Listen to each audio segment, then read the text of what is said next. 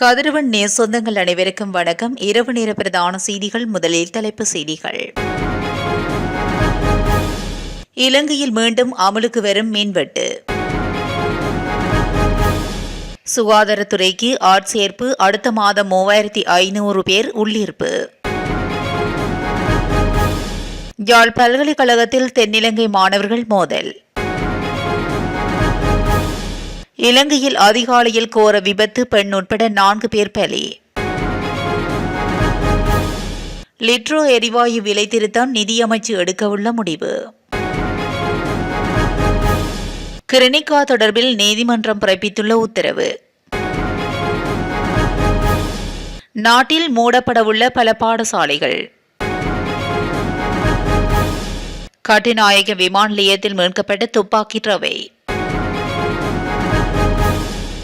கோழி இறைச்சி மற்றும் முட்டை விலையில் வீழ்ச்சி தொடர்பான விரிவான செய்திகள். தற்போதைய சூழ்நிலையை கருத்தில் கொண்டுள்ள மின் விநியோக தடை செய்யப்பட வேண்டியுள்ளதாக இலங்கை மின்சார சபை தெரிவித்துள்ளது. இன்றும் நாளையும் 1.5 மணி நேரம் மின்வெட்டு அமல்படுத்தப்படும் என அந்த சபை. அதன்படி இந்த மின்வெட்டு பிற்பகல் 3:30 மணி முதல் இரவு 9:30 மணிக்கு இடையில் நாடு முழுவதும் ஏற்படுத்தப்பட உள்ளது. நுரைச்சோலை நிலக்கரி அனல் மின் நிலையம் மீண்டும் தேசிய மின் கட்டமைப்புடன் இணைக்கப்படும் வரை இந்த மின்வெட்டை மேற்கொள்ள முடிவு செய்யப்பட்டுள்ளது. அதேவேளை நேற்றைய தினம் திடீரென இலங்கையில் சில மணி நேரம் மின்வெட்டு ஏற்பட்டிருந்தமை குறிப்பிடத்தக்கது. இலங்கை சுகாதாரத்துறையில் நிலவும் ஊழியர் பற்றாக்குறையை பூர்த்தி செய்ய நடவடிக்கை எடுக்கப்பட்டு வருவதாக சுகாதாரத்துறை மற்றும் ஊடகத்துறை அமைச்சர் வைத்தியர் நலிந்த ஜெயதிச தெரிவித்துள்ளார்.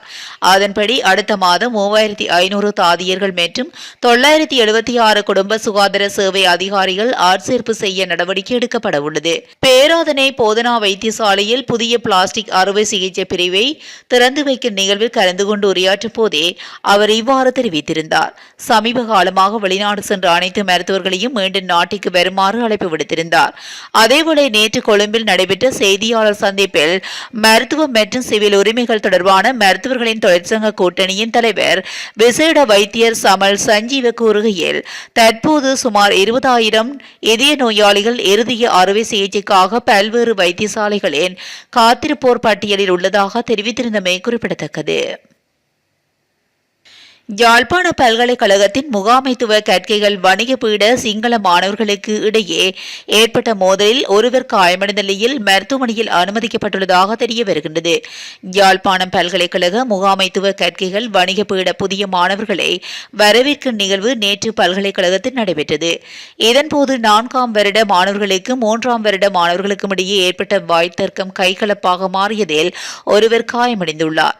காயமடைந்த மாணவர் யாழ்ப்பாணம் போதனா வைத்தியசாலை அனுமதிக்கப்பட்டுள்ள நிலையில் மேலும் சம்பவம் தொடர்பாக பல்கலைக்கழக உள்ளக மட்டத்தில் விசாரணைகள் ஆரம்பிக்கப்பட்டுள்ளன. குருநாகலில் இன்று அதிகாலையில் ஏற்பட்ட கோர விபத்தில் 4 பேர் உயிரிழந்துள்ளதாக போலீசார் தெரிவித்துள்ளனர். தோராய பகுதியில் 2 பயணிகள் பேருந்துகள் மோதியதில் விபத்து ஏற்பட்டதாக போலீசார் குறிப்பிட்டுள்ளனர். இன்று அதிகாலை கந்துருவெலவிலிருந்து குருநாகல் நோக்கி பயணித்த தனியார் பேருந்து தோராய பகுதியில் நிறுத்தி வைக்கப்பட்டிருந்த போது மதுர ஓயாவிலிருந்து கொழும்பு நோக்கி பயணித்த பேருந்துடன் மோதியதில் விபத்து ஏற்பட்டதாக போலீசார் தெரிவித்தனர். இந்த விபத்தில் 28 பேர் காயமடைந்து மருத்துவமனையில் அனுமதிக்கப்பட்டுள்ளதாக போலீசார் தெரிவித்தனர். காயமடைந்தவர்களில் பலர் குருநாகல் வைத்தியசாலையின் தீவிர சிகிச்சை பிரிவுகளில் அனுமதிக்கப்பட்டுள்ளதாக போலீசார் குறிப்பிட்டுள்ளனர். உயிரிழந்தவர்களுக்குள் பெண்ணொருவரும் உள்ளடங்குவதாக போலீசார் குறிப்பிட்டுள்ளனர். லிட்ரோ நிறுவனம் எரிவாயு விலை திருத்தத்துக்காக சமர்ப்பித்த பரிந்துரை தொடர்பான நிலைப்பாடு இன்று அறிவிக்கப்படும் என்று நிதியமைச்சு தெரிவித்துள்ளது. உலக சந்தை விலைகளுக்கு ஏற்ப நாட்டின் எரிவாயு விலையை திருத்துவதற்கான ஒப்புதல் பெறுவதற்காக பரிந்துரைகளை லிட்ரோ நிறுவனம் நிதியமைச்சிடம் சமர்ப்பித்துள்ளதாக தெரிவித்திருந்தது. அதன்போது எரிவாயு விலை திருத்தம் தொடர்பான பரிந்துரைகள் இந்த மாதத்தின் முதல் வாரத்தில் நிதியமைச்சகத்தின் ஒப்புதலுக்காக சமர்ப்பிக்கப்பட்டதாக தெரிவிக்கப்பட்டது. எனினும் இதுவரையிலும் எரிவாயு விலை திருத்தத்துக்கான ஒப்புதல் கிடைக்கவில்லை என லிட்ரோ நிறுவனம் நேற்று அறிவித்திருந்தது. எவ்வாறானதொரு பின்னணியில் விலை திருத்தம் தொடர்பாக நிலைப்பாட்டை நிதியமைச்சு இன்று வெளியிடவுள்ளதாக தகவல் அறிந்த வட்டாரங்கள் தெரிவிக்கின்றன. இந்நிலையில் லிட்ரோ திருத்தத்துக்கு ஏற்ப புதிய விலைகள் விரைவில் அறிவிக்கப்படும் என்று லேப் நிறுவனம் தெரிவித்துள்ளதாக கூறப்படுகிறது.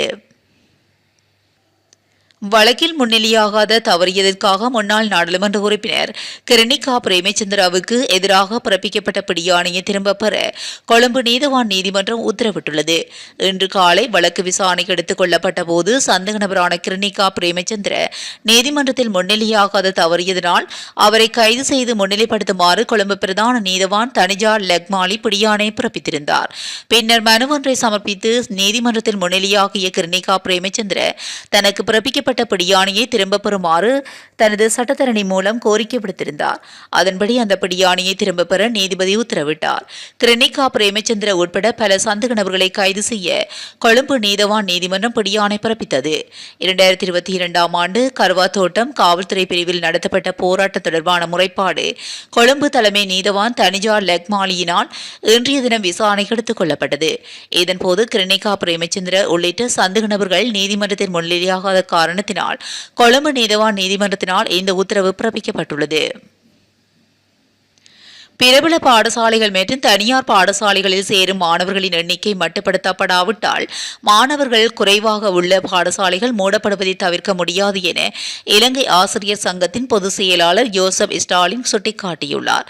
கல்வித்துறையில் ஏற்பட்டுள்ள பிரச்சினைகள் தொடர்பில் தொழிற்சங்க ஒன்றியத்துக்கும் பிரதமர் கலாநிதி கருணி அமரசூரியவுக்கும் இடையில் இடம்பெற்ற கலந்துரையாடலின் போதே அவர் இதனை தெரிவித்துள்ளார். அத்துடன் கொழும்பு பிராந்தியத்தில் உள்ள பாடசாலைகளில் மாணவர்களின் எண்ணிக்கை குறைவடைந்தமை தொடர்பான தகவல்களை முன்வைத்து அரசு பாடசாலைகளில் மாணவர் சேர்க்கை படிப்படியாக குறைந்து வருவது தொடர்பான உண்மைகளை யோசப் ஸ்டாலின் தெரிவித்துள்ளார். இந்நிலையில் ஒரு வகுப்பில் மாணவர்களின் எண்ணிக்கையை 35க்கு குறைவாக வைத்திருக்கும் யோசனையை பரிசீலித்து வருவதாகவும் பிரதமர் கலாநிதி கருணி அமரசூரிய ஆசிரியர் மற்றும் அதிபர்கள் சங்கத்துக்கு அறிவித்துள்ளார். அத்துடன் ஒரு வகுப்பில் உள்ள மாணவர்களின் எண்ணிக்கையை 35ஆக கட்டுப்படுத்தும் உயர் நீதிமன்றத்தின் தீர்ப்பு செல்லாது என்பது குறித்தும் இதன்போது கலந்துரையாடப்பட்டுள்ளன. கட்டிநாயக்க விமான நிலைய வளாகத்தில் துப்பாக்கி ரவையொன்று மீட்கப்பட்டுள்ளதாக தகவல் வெளியாகியுள்ளது. விமான நிலையத்தின் வருகை முனையத்தில் உள்ள பயண பொதிகள் பகுதிக்கு அருகில் 9 மில்லிலீட்டர் நீளமுடைய ரவியே இவ்வாறு மீட்கப்பட்டுள்ளது. ஸ்ரீலங்கன் தரையுதவி பணிப்பெண்ணால் இவை அவதானிக்கப்பட்டு மேலதிக விசாரணைக்காக இன்று அதிகாலை விமான நிலைய காவல்துறையினரிடம் ஒப்படைக்கப்பட்டது. இந்த நிலையில் தோட்டாவை அவதானித்த தரை உதவி பணிப்பெண்ணிடம் காவல்துறையினர் வாக்குமூல பதிவு செய்துள்ளனர். இந்த தோட்டாவை மேலதிக விசாரணைக்காக ரசாயன பகுப்பாய்வாளருக்கு அனுப்புவதற்கான நடவடிக்கைகளை கட்டுநாயக்க விமான நிலைய காவல்துறையினர் முன்னெடுத்துள்ளனர்.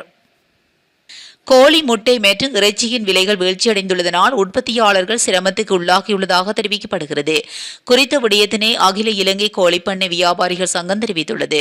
கொழும்பில் நேற்று நடைபெற்ற செய்தியாளர் சந்திப்பில் கலந்து கொண்டு உரையாற்றிய போதே அதன் தலைவர் மாதலி ஜெயசேகர இதனை குறிப்பிட்டுள்ளார். அத்துடன் கால்நடை தீவனமாக மக்காச்சோளத்தையும் மானிய விலையில் வழங்க நடவடிக்கை எடுக்க வேண்டும் என்று அகில இலங்கை கோழிப்பண்ணை வியாபாரிகள் சங்கம் வலியுறுத்தியுள்ளது. இதேவேளை கடந்த சில தினங்களுக்கு முன்னர் ஒரு முட்டையின் விலை 26 ரூபாய் முதல் 30 ரூபாய் வரையிலும் கோழி இறைச்சி கிலோகிராம் ஒன்றின் விலை 650 ரூபாய் முதல் 850 ரூபாய் வரையிலும் விற்பனை செய்யப்பட்டு வருவதாக தகவல் வெளியாகியிருந்தது. அத்துடன் முட்டை மற்றும் கோழி உற்பத்தி அதிகரித்துள்ளதனாலும் தேவை குறைந்தாலும் விலைகள் வீழ்ச்சியடைந்துள்ளதாக உற்பத்தியாளர்கள் தெரிவித்துள்ளமை குறிப்பிடத்தக்கது. இத்துடன் இரவு நேர பிரதான செய்திகள் நிறைவடைகின்றன. தொடர்ந்தும் செய்திகளோடு இணைந்திருக்க கதிரவணியுடன் இணைந்திருங்கள். நன்றி, வணக்கம்.